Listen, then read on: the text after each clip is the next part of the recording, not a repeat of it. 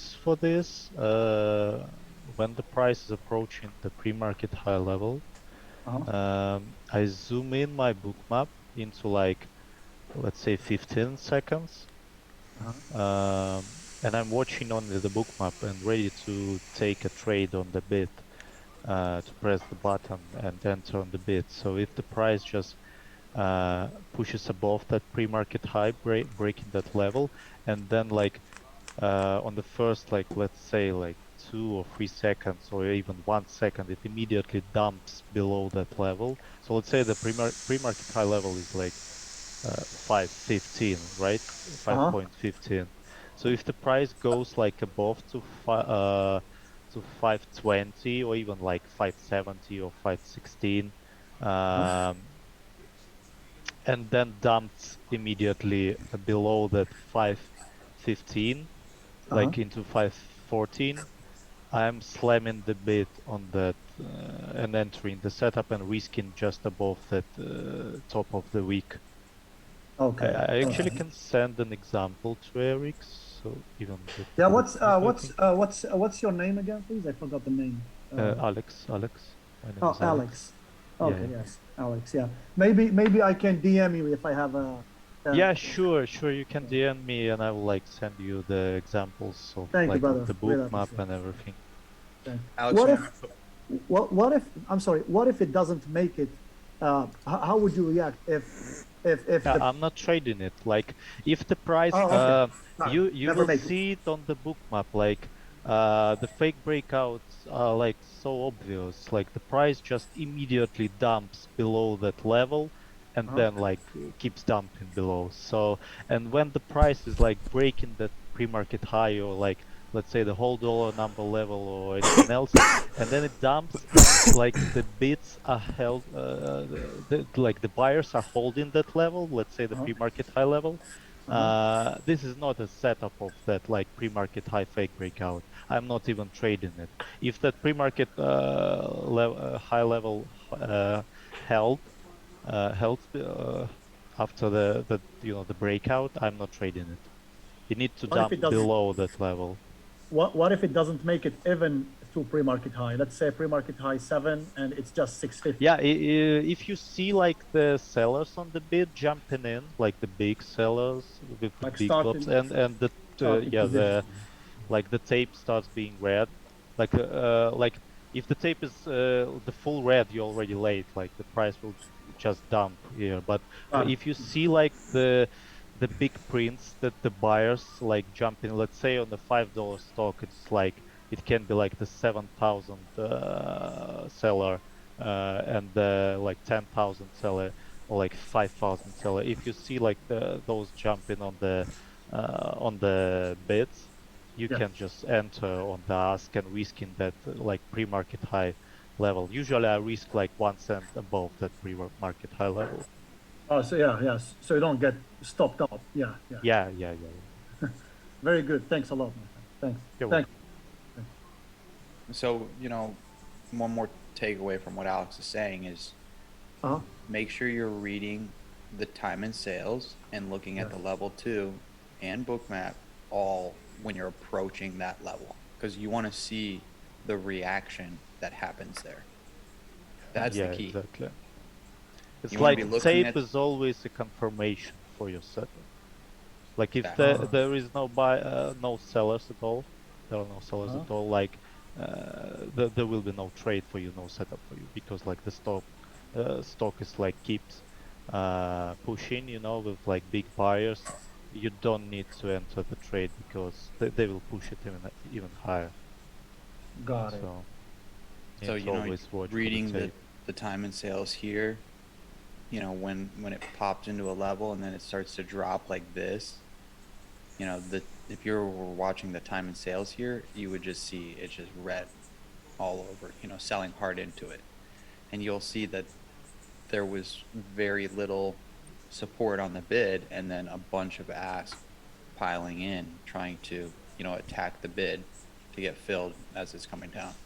So, Yeah. you want to be reading these at those key levels. And Yeah. if you don't know how to read them, talk to Jay about reading the tape, and then I recommend just going on YouTube and just type in how to read the tape, how to read time and sales, how to read level two. Actually, Jay has like we have like a good webinar with Jay about the tape reading Yeah, on the site, like on the mentorship coaching videos. I think it's called like the tape reading of the small cap yeah. I stocks mean, or there's a Uh, something bunch like of that. them. There's a Yeah, you bunch uh, of can them. watch them, because and he's because like because explaining Eric, everything. I just want to address something to Eric and Alex because oftentimes I hear a lot. You know, obviously I have been to many chat rooms and they will say, "Oh, read the tape," but I will see like a huge sellers on the tape, but the stock's still going up. So that's why I'm like I hated the tape because they can just keep spoofing that. But it just because you see the seller, you Uh have huh. to look at the reaction of what's happening. If it's still going up and you saw a big seller, that doesn't mean nothing. You know, it can still keep going up. But if Okay. that big seller had enough power to push the stock down, Uh huh. then now we're talking. You know what I mean? So Right. you're it's not just about reading what if it's red, because this thing can be going up and it'd be red. So Yeah. you want to look at when it's red, what is the candle doing? I mean, is it dropping quickly or is it just like making this little doji, but it's Uh, all red? So you want to see the reaction of what the time and sales is telling you. Oh, it's all red right now, but wait a second, it's just a small little doji candle. So it doesn't mean nothing. Or maybe it's still climbing higher and grinding higher, but they're starting to see red prints on the tape. yes. Thank you, Eric. Yeah. Very clear. Mhm. I know it will need more practice, but I get the idea. Yeah, yeah. I mean, dude, I spent like 1 month watching YouTube videos and like researching just the tape, and another month or two on just the level two, and then Uh, another few months on Bookmap, and another month or two on just volume price analysis. Like mm, every day, I would just study that stuff got it. because then once you kind of understand what's happening, you can kind of build a story. Yes. I had a question about Eric, that. can you pop my screenshot I just sent you Yep, about the tape? a new one. Yeah, Yeah, here. yeah, yeah. Just to show an example. This is Yeah, like the today's trade of mine, which we will preview. It's like a long on RNXT. Well, you can see here, like, I am long, let's say like 11.23 or something, right? And my stop level is like 11.02.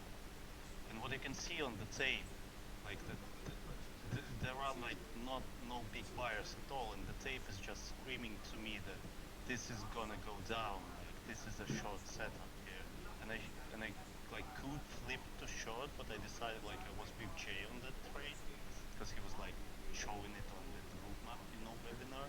This was like personally my mistake. The tape was telling me that well, this stock is really heavy, and I just held my long instead of like switching to a short. So this is what uh, like not like the best example, but still you see the stock is going like higher. We have a green candles, but the tape is telling us that we have like a lot of sellers here. Like the dark red are the sellers like on the bid, and the red ones, or let's say pink ones, are the sellers like below the bid.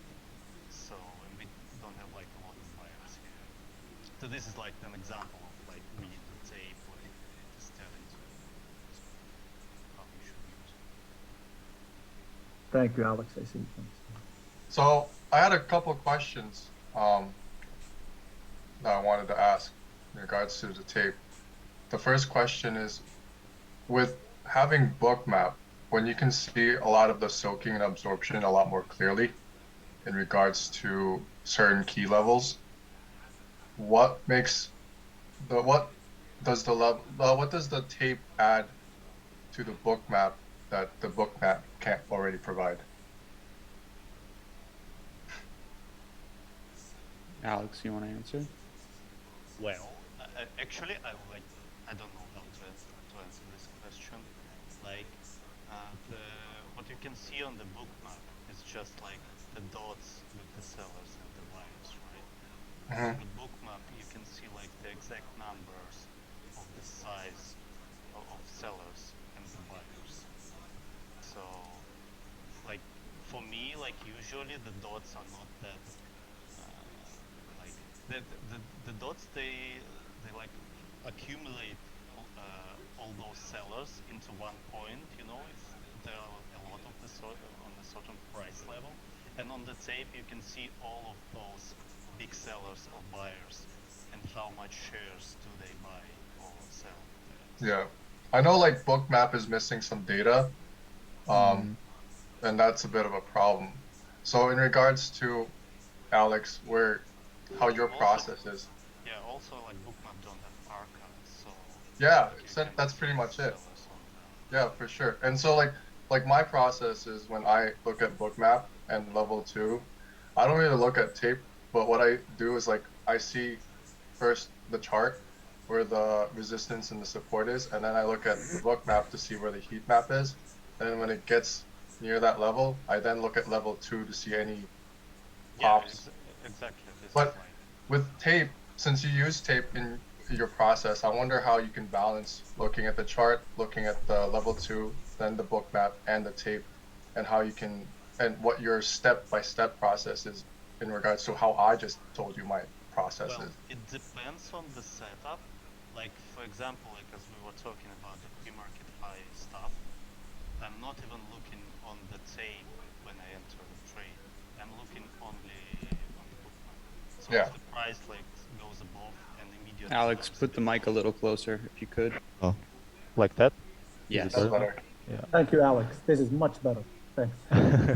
Yeah, tell me then if anything is wrong. So, like for example, for the pre-market high stuff, I'm only looking to the book map, and if it like goes above and straight dumps below it, I'm entering the trade, not even looking on the level two and the tape. I will look it after I enter the trade, but that's only for the pre-market high stuff setup. For the, let's say, like the 90 May, like rejections, the scalps, I always look for the tape first. If the tape is telling me like here, like this is like on this chart on RNXT, there is actually no A plus setup here because we like above the J lines, we are above the 90 May, but still the tape is like really heavy here. The stock just they're trying to push it, but like buyers cannot push it, and the tape is just screaming to you that this is like gonna dump here. I And would that not shows that. you, that shows it more clearly than the book map itself Yeah, because it's showing the exactly, specific exactly. numbers of the size of these guys. Yeah, exactly. So like for if I and will enter like short on like this kind of setups when the stock is heavy, I will not enter the full size because like this is not an A plus. This is more like let's say B grade setup, like looking on the tape. But still, like here, the tape is like my guide for the entering the trade, and it depends really on the setups. Like for the pre-market, I use only the bookmap and look trade on the tape after entering the trade, and on some setups, I will look tape before entering the trade. So Interesting. Okay. So Thanks, this, Alex. so the you're welcome. size is important.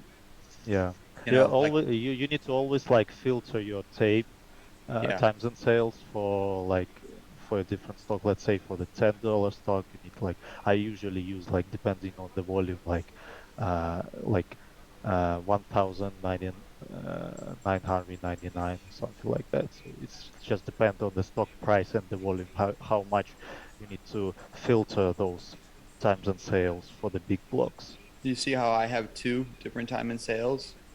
One I use for filter for the big guys. So like if we go to the config, it's everything greater than or equal to 4,000 shares. So screenshot this if you guys want to. Oh, 1 second. And this way, it like when some big players are going through, it just doesn't disappear going down the time and sales super fast. You know what I mean? So I can go and glance at this and be like, okay, over the past minute or two, this is where the big positions are. Oh, yeah. Yeah. And then I filter this one, so it just filters out like everything greater than 500 shares. So if it's like below 500 shares, which is just junk, I don't even look at it. And then what I'm paying attention to is the speed of time and sales. So like it might be really, going slow, just like tick, tick, tick, and then all of a sudden this thing just like lights up and it's going 3 times faster than what it was. then you need to be paying attention. So the speed, the relationship of what's happening in the candle, and the color, and what are some of the big players doing. Yeah. You know what I mean? I think I wonder too, in regards to manipulation, having the book map there to give you an overall visual as to where all the buyers and sellers are is helpful. But I wonder if you guys are using the tape to see even more clearly where the manipulation is if the book map isn't showing where the red heat maps are in regards to where all the selling and the buying is. Yeah, You I mean know? the red heat map is just this level 2 numbers here. It's not the actual filled transaction, right? Yeah. So you got to look at both of these. You know, I'm looking at this right here, and then in my peripheral, I'm looking at this. Hmm. And I'm like thinking, okay, and then I'll glance at this and be like, oh, 23,000, 15,000, 28,000.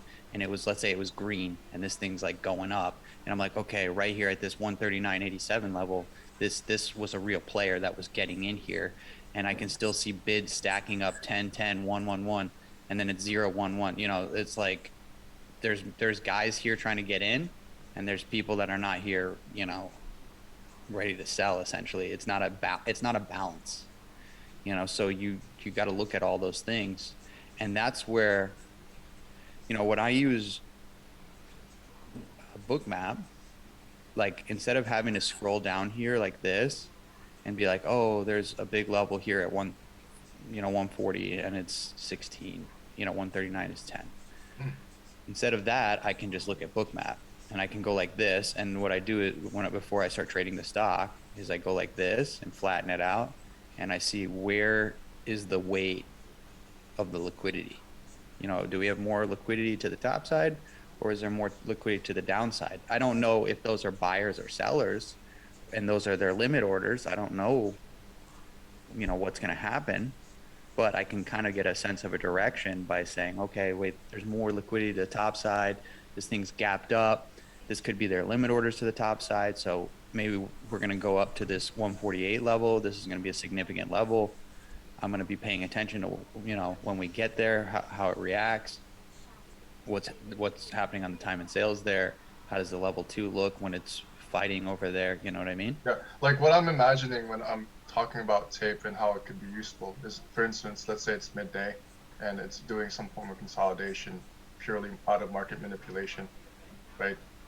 If I look at the book map and I don't see any red heat maps above or below where the current price is trading, and let's say it's low volume, yet it's setting up a ton of bottom wicks in an important part of the chart. At that point, I can see through the chart itself that there is clear manipulation happening. However, I was wondering, since the book map's not going to show me specifically who the players are at that moment in time with that current price action, will the tape show me all those players? And Yeah, indicating I what you mean, guys said that it and does. the time of those players, you know what I mean? So like maybe if it's in a balance period like this in midday, and you're getting these bottoming wicks, let's say, and now we're starting to see more green on the tape, and Hmm. then tape starts to speed up, and then we start to get some increasing volume from this low volume period. That could be an initiation spot, and the initiative participants, in the market, that's where they're starting to make their push, and they're trying to buy it up right there. The tape is showing that we're seeing more people on the bid all of a sudden, and volume starting to come in. That's where you could start to see some action happening, and that doesn't mean just jump right in, because you could still get screwed over. Wait for the pattern, and then still get some volume confirmation, still get more confirmation on the tape. Yeah. The best way to do this is record your screen, use like OBS, watch the first 10, 20 minutes of the day, and see who's in control. The tape will show you. You can like go like this and not even look at this, and record your screen and watch this. And that's what I used to do. So because, back in the day, they didn't have charts when they traded. I'm talking many years ago, right? They traded off of the little tape. You know why it's called the tape? Because you got the tape on your desk that's like printing it out, right? I don't know. I've actually never seen one, but that's what it's supposed to be. You know, and you got the ticks going by. You should be able to trade based on just these two things without even looking at the chart.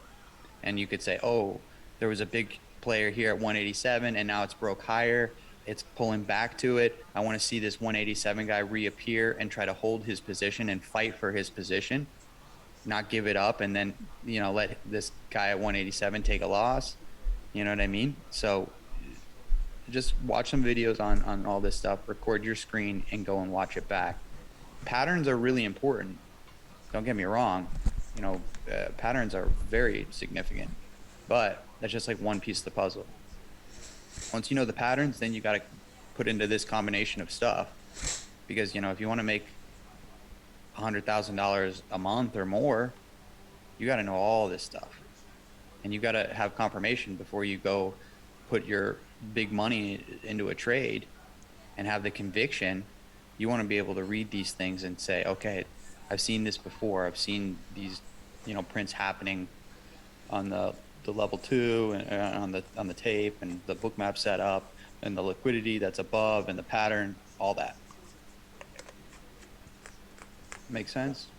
Yeah, but I'm like Yeah. what I'm really interested about with the tape is like in regards to not as much about the market open, although I'll take a look at that.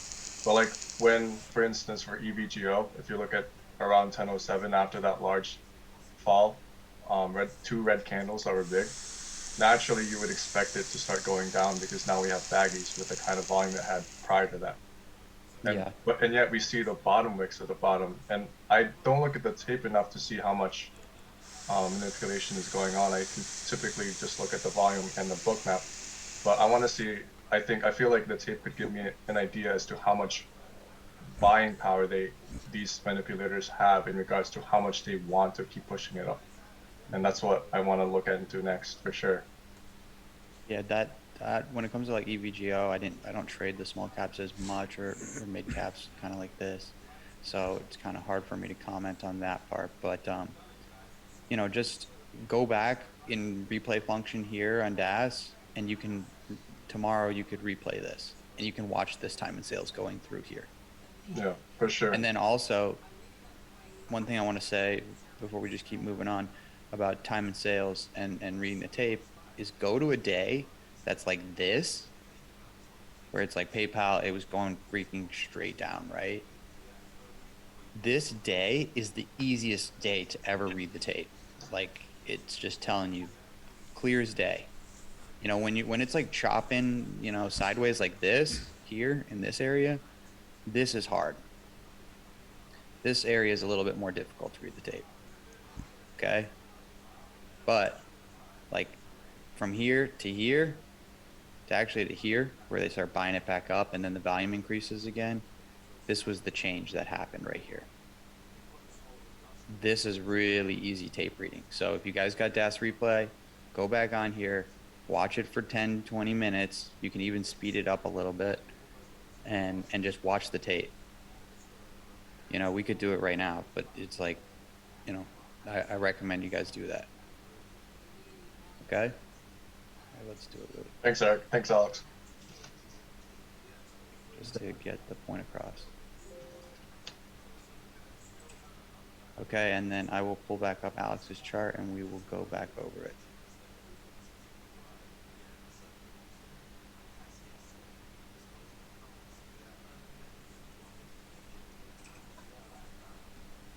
Okay, so looking at that PayPal chart again, remember, what did it do? The thing went straight down, right? We all agree with that, except it made what, like one pop right here? Made a little pop here. It actually kind of chopped right here, so this will be interesting. But this is how I'd go do this. Let's see. So here we go.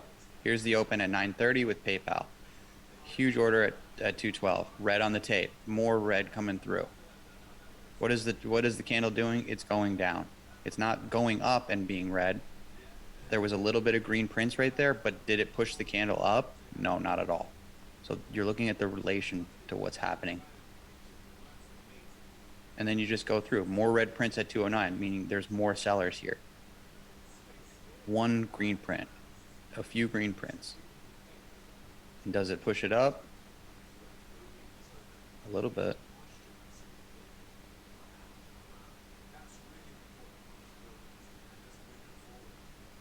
So a few more green prints here.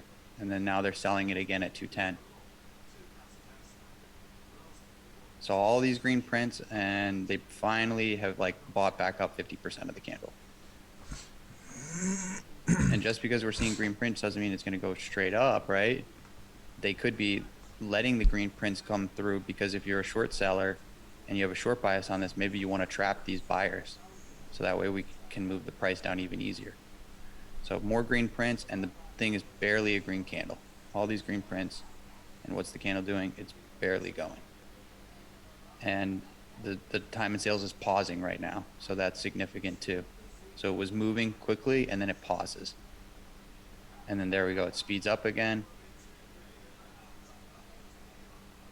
And you can literally like sit here and do it this way, you know what I mean?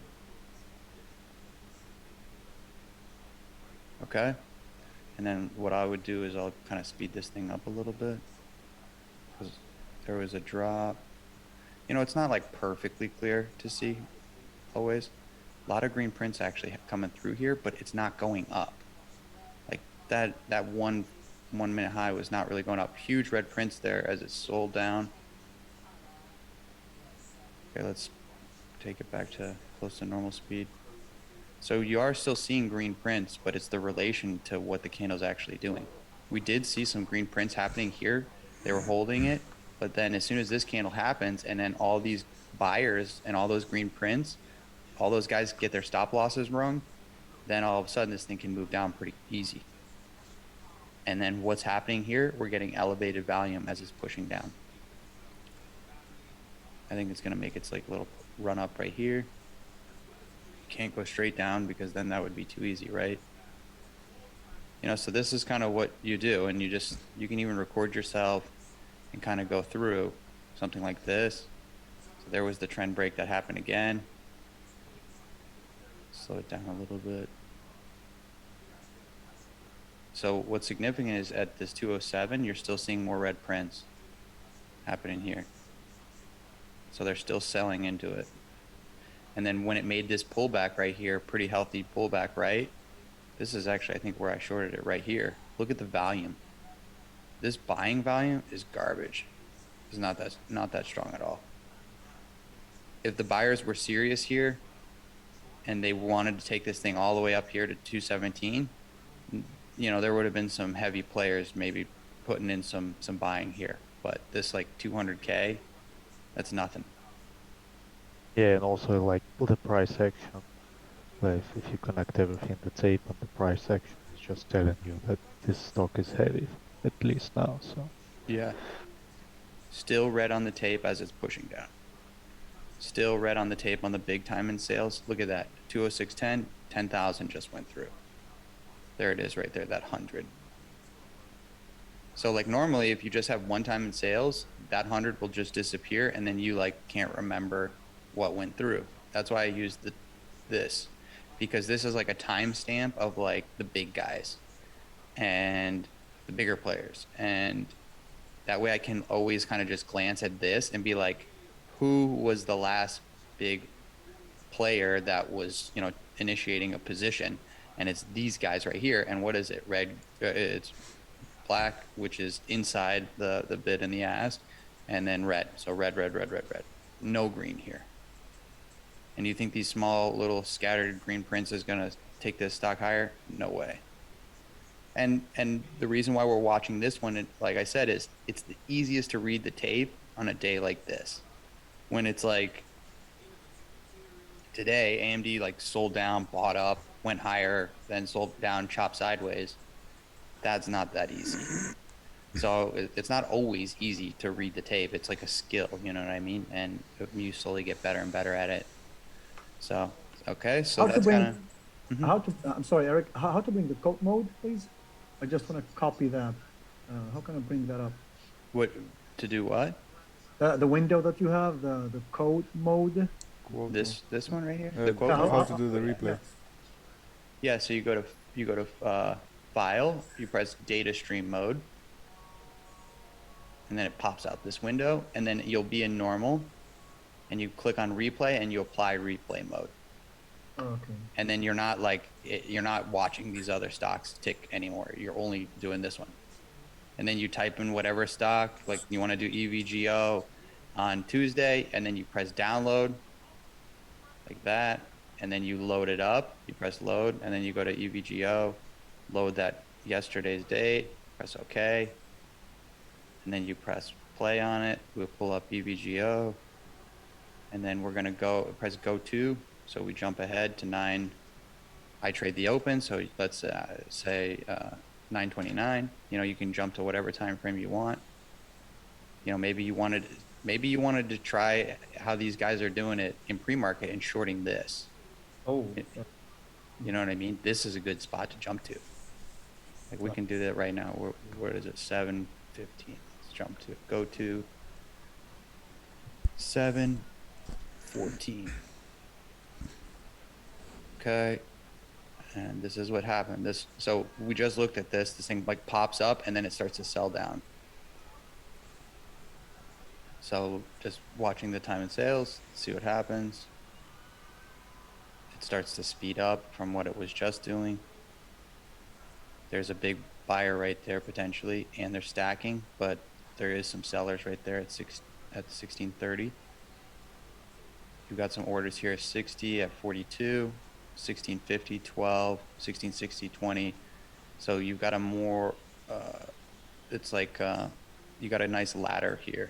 So you got 12, 20, 15, 60, 2, 10. It's like a ladder of orders. So there you go. You see how this time and sales was not doing that speed just a second ago? No. So there you go. Now it breaches 17, goes up to 1750. Oh, this doesn't work. Sorry, I'm not paying attention. This like level 2 doesn't really work here, just so you know. You only got this. But yeah, you want to look for a ladder though on the level 2. So there you go. It popped up to 18. The last big orders there was at 1650, and then now you're starting to get red prints. It's starting to push down, and then we need to see more green prints, and it needs to be pushing up further. So, I mean, a lot of these guys would be shorting this thing as it is going through 1750. Here's 18. Let's see what happens. 18, red, red, red. And then here's a red print, 1802. All red prints here. Ever since it went through 18, all red prints. And now we're back below 18. Let's see what happens. And then you can go like this, double click and say, okay, let's short 100 bucks.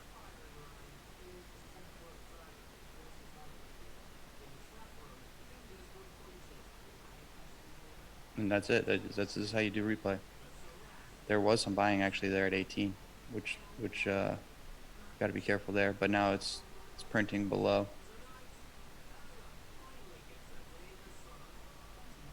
This is how you practice your entries, your timing, all that stuff.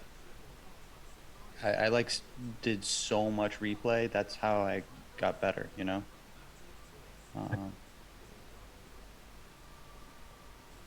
Yeah. So, and then you can, instead of sitting there forever, you can kind of speed it up a little bit.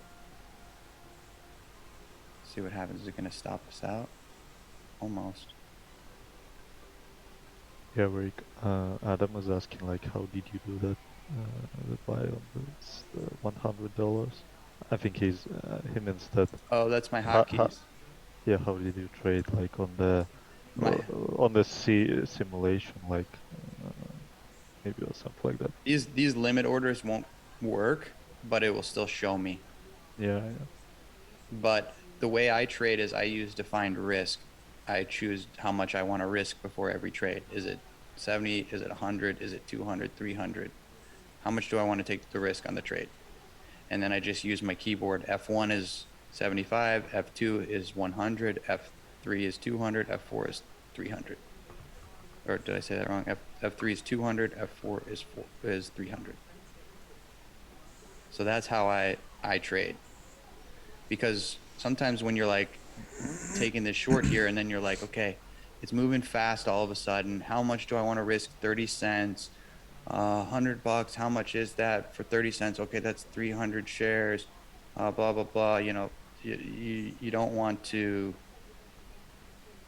It takes time to do that, and then if you make a mistake, and let's say I accidentally did 400 shares, and then it goes up and stops me out, and I lose $200 or whatever it is, 150 something bucks.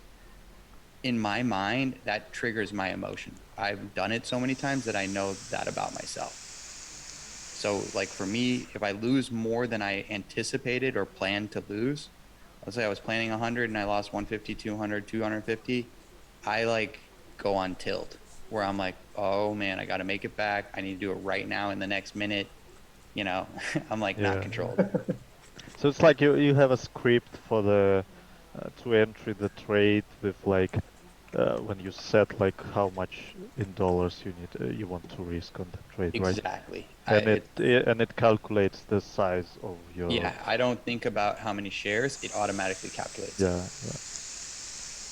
So like let's say we got I'm wondering if I can do it on the Sterling Trader Pro because that I don't really know. yeah, I just know that you can like make you can code those like how do you call them like your hotkeys on the task trader, but I Yeah. don't have that window to make a code for the for my entries on the Sterling Trader. I just can like type like enter 1,000 shares on like if I press F1, let's say, and nothing else. So. Yeah. Yeah, I'm Maybe if not too someone sure. here who is trading from Sterling Trader and he knows how to do it or she knows how to do it on the Sterling Trader, please can you like write me down so I Yeah, will and study from you and do it on my Sterling Trader Pro, please. yeah, if you guys use Sterling and know about the hotkeys, hit up Alex. And if you use DAS and you want my hotkeys, just send me a message. Okay, let's keep moving, guys. Um, and then in a few minutes, Daniel's gonna take over. Uh, okay, actually, never mind. He's had something going on too. So okay, we're gonna just do a little bit more. Um, I'm gonna pull Oh, up Eric, Christian. this is a subscription we have to pay for with DOS, right? The recording. Yes. Okay. Yeah, it's like $15 a month. Thank Okay, you. let's pull up Christian's chart. Let's go through a couple more, and then we're gonna call it here, guys. Okay, Christian, you there? I don't know what the squiggly line is on my screen all of a sudden.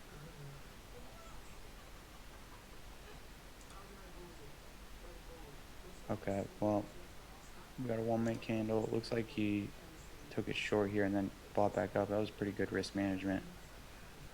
But okay, looks like we don't got Christian anymore. But just reviewing his chart, what stock was this? Macy's. Looks like it popped up. J-line rejection here, popped into VWAP, rejected more, and he took it for the new low. It just didn't make it. So I mean, that was really good risk management, cutting it that quickly. Let's see what else you got. Hey, sorry about that, guys. I had a work call. Oh, you're good. You're good. Um, okay. Looks like we got another kind of trend line break here, which was a pretty good trade you took. It just didn't quite work out. Needed to Yeah, pull back. Yeah, the without market was tricky today on some of these big caps. it was for sure. Like the Qs were going nuts when I took this trade, so I probably should have listened to that. But as far as my execution, it was a trend line break. I was waiting for the stock to close over under the 9 EMA, and it kind of made that cup to the downside um, where I entered. But yeah, I probably could have cut it a bit I sooner mean, as uh, well. nah, I mean that was pretty good. You waited for like the new 1 minute high, so I mean that was right on point. Yeah. That's what I would have done. This was a good trade. I mean, like if you Okay, were to cool. draw this trend line here and take this thing short and take this trade tomorrow, it will probably work. Okay, cool. Good You to know what I know. mean? Yeah, yeah. The only thing is, so I think you got VWAP is this blue line, right? No, so the blue is the 20, the yellow is VWAP, and the white is the 9. Yeah. Okay. Okay.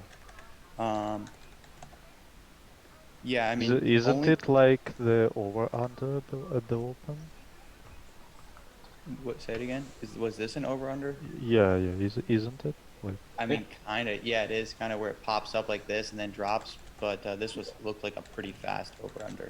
Yeah, and it This probably opened. happened in like a split second, so catching it was really difficult. Yeah. But that is an under over. You throw your risk right up here, take it short as you're breaking through the opening price, maybe breaking through the J lines, and then this is like 2 Rs here, four Yeah. Rs, here. I think Jay would say probably might be a B plus, just because it opened above the 1 minute. yeah, But the 1 minute J-Lens, yeah. Yeah, so you got to size it down then. Exactly. But I mean, you still could take it. But yeah, I mean, depends on how fast it happens is how you catch Yeah. it. Yeah. The only thing about this trade right here is you draw this trend line back. Okay, it pulled back about 50% of this move down. Yeah. Like, what's that? 50% like right around here, right? Mhm. And then this trend line is a good, decent trade. The Mhm. only thing is the volume stayed a little bit low, one. Yeah. And then two, when I'm taking the trade here and then like I see the J lines right here, Mhm. this thing pulled back here, in my mind, I'm kind of like, okay, it needed to, this thing Reset could a have, bit more. yeah, exactly. Like the J lines, dude, they work magic. Like Yeah. Yeah. this thing will go back to the J lines at some point in time during the Right. day. It's just a matter of when. So when it pulls back like this and then it doesn't break down right away, Mhm. that means like there's definitely a big change happening. The trend's not continuing. Right. It pulls back 50%. Like this is a quick dump, right? In 3 candles, and then it pulls back in, Very however many aggressive. candles this Yeah. is, 15 Yeah. minutes or so. So this is not really a trend continuation quite yet. Right. And yeah, I mean, you cut it fast, just manage your risk well here. If this thing kept going sideways like this, Mhm. don't take another trade. Let it start breaking down, like we talked about earlier. Let it break down, and then do a pullback here, and then take it for the continuation. Right. That way you don't get caught and get chopped up. Gotcha. But yeah, dude, the market was just picking up. It was just getting bought back up for the first half of that morning. So not much Yeah. you can do about it. Right. I appreciate the feedback. Thank you. Yeah, that was a good trade. You take this trade tomorrow, and like, there's a good chance it will work. The only thing that I don't like about this is that 3 bars down quickly, Mhm. 15 minutes of like pulling back. Like that's Right. not really, you know what I mean? Yeah. Yeah. No, it was definitely an If it was in a aggressive real move. downtrend, the Yeah. buyers, the sellers are not really gonna let it pull back for 15 minutes. They're gonna try to keep pushing that thing down. Yeah, For I found out the good trades work instantly. That was a good. I mean, that was a good, like a long. Yeah, and the volume, you took the right setup, but the volume just didn't kick in. Yeah. Okay. For sure. Okay, guys, I have got to run because I have to go take care of a few things now. And yeah. Thank you, Eric. Thanks, everybody. Yep, and no problem. And we will see you guys on Saturday. I've got to go to a wedding this weekend, so Daniel's going to be kind of walking you guys through some stuff. Sorry for everybody that's the charts we didn't get to. Hopefully, going through some of this replay and stuff is helpful. And we'll talk more and discuss it. If you got some questions or some thoughts, just write in the mentorship coaching room. Okay. Thank you, Eric. Thanks, so everyone. much. Thanks, team. All right, guys. you. We'll see you Thank here. you, everybody. Keep it Thank green. you, Eric. Thank you, Bye, Alex. guys. Thanks. Thanks, Eric.